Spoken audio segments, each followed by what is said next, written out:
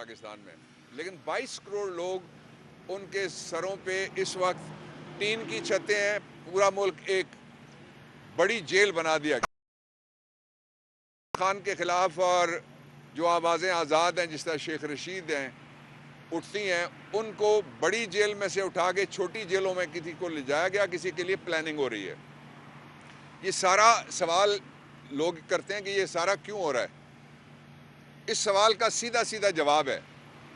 سیدھا جواب یہ ہے کہ اس وقت پاکستان اس کو دو اداروں کی، ایک ملک ہے ویسٹرن، اس کی غلامی میں دے دیا گیا، اور ایک معاشی ادارہ ہے ویسٹرن جس کی غلامی میں دے دیا گیا ہے.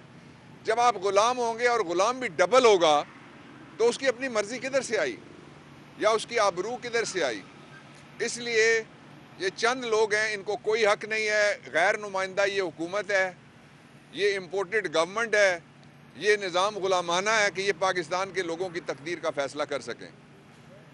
جو ہمارا پڑوسی ملک ہے، کل کی تاریخ میں، وہ ایٹمی ملک ہے ہندوستان، کل کی تاریخ میں 570 ارب US$ اس کے پاس تھے. جو باقی ایٹمی ممالک ہیں وہ اس سے کچھ آگے ہیں، کچھ پیچھے ہیں. دنیا کا واحد ایٹمی ملک ہے جس کو 10 مہینے میں $2.5 ارب پہ گرا دیا گیا ہے. اس میں سے قرض کتنے ہیں وہ آپ اندازہ لگا لیں. ٹوٹل ٹیکس اور نان ٹیکس آمدنی جو پاکستان کی ہے وہ 5.5 بلین ہے. اور 5.5 بلین میں سے جو سالانہ آپ نے قرض کرنا انہوں نے 30 سال میں پیچھے لیا تھا وہ 5 بلین ہے. اس بجٹ کو آپ نکال کے دیکھ لیں جو آپ کا ہے.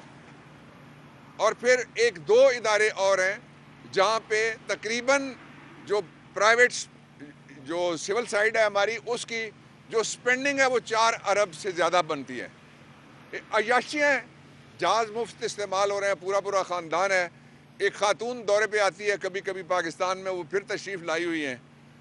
اور وہ جو خاتون دورے پہ آئی ہوئی ہے اس کے پاس درجنوں گاڑیاں ہیں، سینکڑوں اس کو پروٹیکٹ کرنے. Under what authority, under what law? کوئی بولنے والا نہیں ہے، کوئی پوچھنے والا نہیں ہے. یہ دنیا کا واحد ملک ہے جہاں پہ پرائس کنٹرول کا 10 مہینے میں کوئی نظام باقی نہیں رہا. کوئی پوچھنے والا نہیں ہے. ساتھ ساتھ دکانیں ہیں، ساتھ ساتھ ریڑیاں ہیں، ساتھ ساتھ بازار ہیں، ہر کسی کا اپنا ریٹ ہے اور ہر روز ایک نیا ریٹ ہے.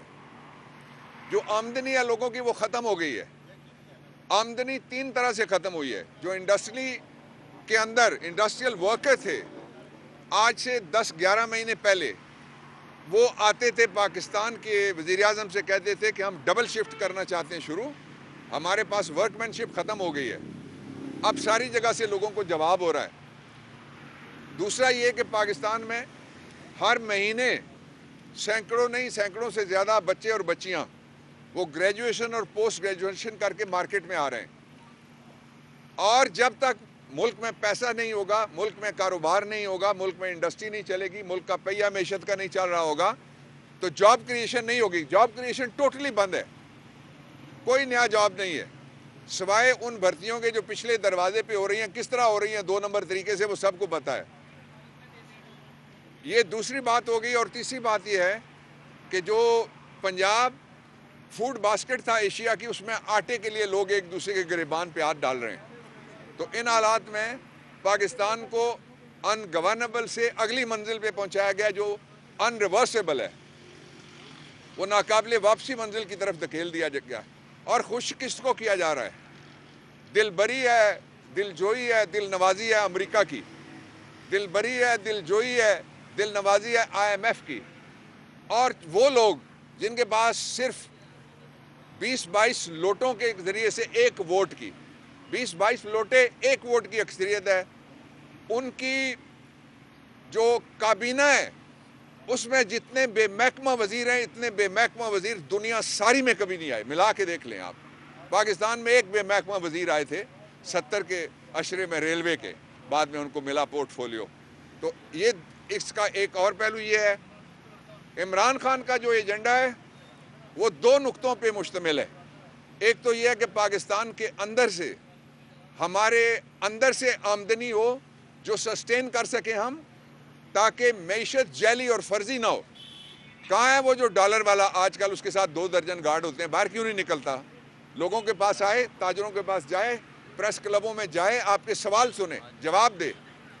और जो उससे बड़ा 50 रुपए के स्टाम्प पेपर पे जिसको निज़ाम इंसाफ ने दी थी कि जी आप चले जाएं, बाहर चले जाएं मुल्क से, 50 रुपए के ऊपर जिसकी ज़मानत हुई और वो बाहर चला गया, वो पूरा मैकडोनल्ड खा सकता है। आप उसकी वीडियोज़ उठा के देख लें। ये मजाक हो रहा है कौम के शऊर के साथ, ये मजाक हो रहा है हमारे जो बच्चे हैं, जवान यहाँ भी खड़े हैं, दोनों तरफ ज़्यादा बच्चे हैं, इनके मुस्तकबिल के साथ। इसको रोकने का एक ही तरीका है, ये जो अमृत धारा बेचते आए हैं ना पहले, अब उसका दौर नहीं रहा। लोगों को पता रहा है कि इस वक्त भी पाकिस्तान की रस्सियाँ पाकिस्तान के बाहर से ज़्यादा हिल रही हैं।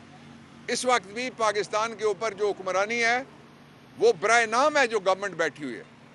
ये गवर्नमेंट दुनिया की वाहिद गवर्नमेंट जो कहती है मजबूरन हमें बिठाया गया। ये गवर्नमेंट कहती है कि अगर हम ना बैठते तो हम जेल में होते। तो इन हालात में इमरान खान ने, चूँकि पूरा पाकिस्तान बड़ी जेल है, जेल बरो तहरीक का ऐलान किया है, उसकी तैयारियां जारी हैं और वो आखिरी कील होगी। ये जो जमहूरी नाजीज़म आया हुआ है इस वक्त पाकिस्तान में, और वो शोबाज देखिए ज़रा, और उसके वज़ीर देखिए खारजा दाखिला, उसके वज़ीर देखिए जो बिजली वाले, उसके वज़ीर देखिए जो पेट्रोल वाले हैं। वो कहते हैं कि मुल्क में 2 चीज़ों की ज़रूरत है, एक नवाज़ शरीफ की ज़रूरत है और एक नवाज़ शरीफ की ज़रूरत है। तो उसको रोका किसने है? पहले पासपोर्ट का बहाना था, वो भी बहाना ख़त्म हो गया है। तो इसलिए ये निज़ाम जैली है, फर्जी है। मैंने कहा था ऑन रिकॉर्ड, फिर कहता हूँ कि ये जो APC करने लगे थे ये फ्रॉड था। 27 को फ्रॉड नहीं हो सका, 29 को फ्रॉड नहीं हो सका। अब उस फ्रॉड का ब्लफ कॉल कर लिया है मरियम नवाज़ ने। उसने जो पाकिस्तान के अंदर एक कौमी बयानिया बनाया गया था, जिस बयानिए में ये सब इदारों ने कहा था कि हमें साथ वाले पड़ोसी मुल्क का हाथ नज़र आया पेशावर के साने में, उसने ये कह दिया है कि सारे झूठ बोल रहे हैं, मैं सच बोल रही हूँ। वो सच क्या है जो उसने बोला है? सच ये बोला है उस बयानिए का जनाजा निकालने के बाद। वो कहती है वो ज़िम्मेदार हैं पेशावर के पुलिस सानहे के जो यहाँ पे 10 साल से हुक्मरान रहे। जो इमरान खान की गवर्नमेंट है वो 10 साल नहीं रही, उसमें या उसका अब्बा एक तरफ से शामिल होगा या दूसरी तरफ से उसका चाचा शामिल होगा। तो ये कहने वाला कोई आम फर्द, आम खातून नहीं है। वो हुकूमती पार्टी की सरबराह है, वो जो मुल्क का इम्पोर्टेड वज़ीर आज़म है उसकी भतीजी है, और मुल्क का जो मफरूर मतलूब और ताहयात नाअहल साबिक वज़ीर आज़म है जो फ़ैसले सादी वहाँ करता है। पता नहीं कौन कौन से लोग और कौन कौन सी एजेंसियाँ उसकी और कौन कौन से मुल्क उसके कान में जाके मशवरा देते हैं जो उसकी ज़ुबान से निकलता है। उसके पास बहाना था कि मुझे पासपोर्ट नहीं मिल रहा, पासपोर्ट मिलने के बाद भी वो नहीं आ रहा। मैं इस बात पे हैरान हूँ कि शेख रशीद की जिस तरीके से उसको इंसाफ से दूर रखा जा रहा है, वो भी हैरान कौन है बतौर वकील मेरे लिए। डॉक्टर साहब, ये सिचुएशन जो बनी हुई है इस वक्त, मुल्क गंभीर मसाइल का शिकार है, इसमें बेहतरी कैसे मुमकिन है? आप क्या देख रहे हैं? फर्दर सिनेरियो क्या है? आपका सवाल ये है कि जो मुल्क गंभीर मसाइल जिनमें फंस गया है उसमें से निकलने का रास्ता क्या है? एक रास्ता वो है जो चंद लोग किसी बंद कमरे में बैठ के बताएंगे, वो नहीं चल सकता। रास्ता ये है कि ये लोग सारे मिलकर फैसला करें। उसके लिए पाकिस्तान के आईन ने इलेक्शन रखा हुआ है कि इलेक्शन के ज़रिए फैसला हो सकता है। सदर कहता है इलेक्शन कमीशन को इलेक्शन कराओ। मुल्क की अदलिया के सरबराह उन्होंने कहा कि आप तो कहते थे कि नवंबर 2022 में हम इलेक्शन कराने के लिए तैयार होंगे। ये कौन है जो इलेक्शन रोक रहा है? ये कौन है जो चाहता है कि अवाम फैसला ना करे? सारे जो सामने वाले नज़र आने वाले हैं वो सारे कहते हैं इलेक्शन होना चाहिए, और इलेक्शन कमीशन आइन को तोड़ने का नतीजा, या गवर्नर आइन को ना तोड़ें, आइन तोड़ने का नतीजा आज नहीं तो परसों आर्टिकल 6 की सूरत में मैं ये आपको बता रहा हूँ निकलेगा। उसका सबब ये है कि जिनको आइन कहता है कि इलेक्शन कराओ, वो पूछने के लिए नहीं जा सकते कि बताओ फलाने तुम बताओ, जनाब आप बताएं, हुजूर आप बताएं, बादशाह सलामत आप बताएं, हम कराएं या ना कराएं। अगर नहीं करा सकते तो घर जाएं। कोई और इलेक्शन कमीशन ऐसा आए जो आइन के मुताबिक चला सके। ये मुशावरत कहाँ लिखा हुआ है, इतनी लंबी मुशावरत? और मुशावरत क्या है? एक DSP बयान देता है, अगले दिन DSP नहीं होता। एक IG कहता है इलेक्शन करा लूँगा, नहीं होता। शर्म करनी चाहिए इन हुक्मरानों को, और हया करनी चाहिए इन फैसला साजों को। तुर्की में طیب اردوان نے 2 کام کی، ترکیہ کو بھی۔ ایک تو یہ جن علاقوں میں زلزلہ آیا کھانے پینے کی چیزیں لوگوں نے مفت کر دیں۔ ہمارے یہاں رمضان آنے والا ہے، کھجور کی سٹاکنگ شروع ہو گئی ہے پہلے سے ہی۔ دوسرا اس نے کیا کیا، اس نے کہا کہ جو آنے والا الیکشن ہے وہ قیامت خیز زلزلہ جس میں 24,000 سے زیادہ لاشیں برآمد کی جا چکی ہیں، اور بین الاقوامی ادارے کہہ رہے ہیں 40 to 50,000 ہو سکتا ہے، اللہ کرے ایک بھی اور نہ مرے، سب کی جان قیمتی ہے۔ وہ کہتا ہے اس کے باوجود میں الیکشن کراؤں گا۔ جہاں واقعات کرنے یا کروانے کے بعد کہتے ہیں اس کے بعد اب الیکشن نہیں ہو سکتا، واقعہ بعد میں ہوتا ہے، پیشن گوئی پہلے ہو جاتی ہے کہ الیکشن نہیں ہو سکے گا۔ یہ قوم کے ساتھ یہ جو فراڈ اور فارس گورنمنٹ ہے، اس کے ذریعے سے کوئی فراڈ اور فارس پالیسی وہ لوگ نہیں مانیں گے۔ ایک سادہ بات یہ ہے، تم پاپولر ہو، سادہ بات یہ ہے، پاکستانی لیڈر ہو برطانیہ کے، تم شہری نہیں ہو، تم نے کوئین آف انگلینڈ اور اب کنگ آف انگلینڈ کے ساتھ وفاداری کا حلف نہیں اٹھایا ہوا، تو حلف ہونے دو نا پاکستان کے اندر اس گورنمنٹ کا جو الیکٹ کریں گے لوگ۔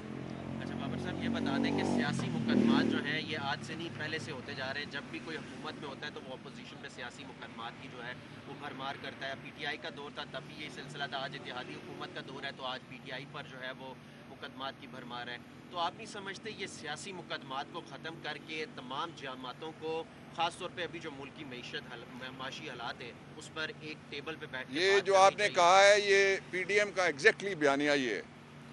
وہ یہ کہتے ہیں کہ ہمیں بیٹھے رہنے دو اور ہمیں بٹھا کے ایک معاشی حالات درست کرنے کی کوئی گفتگو کریں۔ کیوں؟ آئین میں کہاں لکھا ہوا ہے کہ ان کے ساتھ گفتگو کریں؟ آئین میں لکھا ہوا ہے الیکشن کراؤ 90 دن میں۔ ایک دوسرا آپ نے کہا کہ پی ٹی آئی کے دور میں بتائیں نا کون سا، کس کے خلاف، جو پیپلز پارٹی کے لیڈروں کے خلاف کس نے مقدمے بنائے تھے؟ انہوں نے۔ ان کے خلاف کس نے بنائے تھے؟ انہوں نے۔ کس نے کہا تھا کہ میں پشاور میں اس کو لٹکاؤں گا، میں لاہور میں گھسیٹوں گا، میں لڑکانے تک جاؤں گا، میں کراچی تک، اور سیدھا اس کے پیروں میں وہ گیا ہے۔ اس لیے یہ کمپیریزن نہیں کیا جا سکتا۔ آج کی اگر آپ بات کریں تو آج کی تاریخ میں صرف ایک شہر، یہ جو 7.5 کلومیٹر کا علاقہ پریکٹیکلی بنتا ہے، باقی دیہات ہے، اس کے اندر ہمارے خلاف صرف عمران خان اور لیڈرشپ کے خلاف 33 مقدمے ہیں۔ اور مقدمے کیا ہیں؟ مقدمے وہی ہیں کہ جناب ایما تھا، مشورہ تھا، یہ گھر بیٹھا ہوا تھا، جلسہ ہوا، جلوس ہوا۔ یہ قوم گمراہ نہیں ہو سکتی اس طرح کے نعروں سے کہ چوروں کے ساتھ بیٹھ کے یہ فیصلہ کیا جائے کہ آئندہ چوری سے کس طرح بچنا ہے۔ یہ فیصلہ گھر والے کریں گے۔ گھر والے پاکستان کے جو الٹیمیٹ سوورن ہیں وہ پاکستان کے لوگ ہیں۔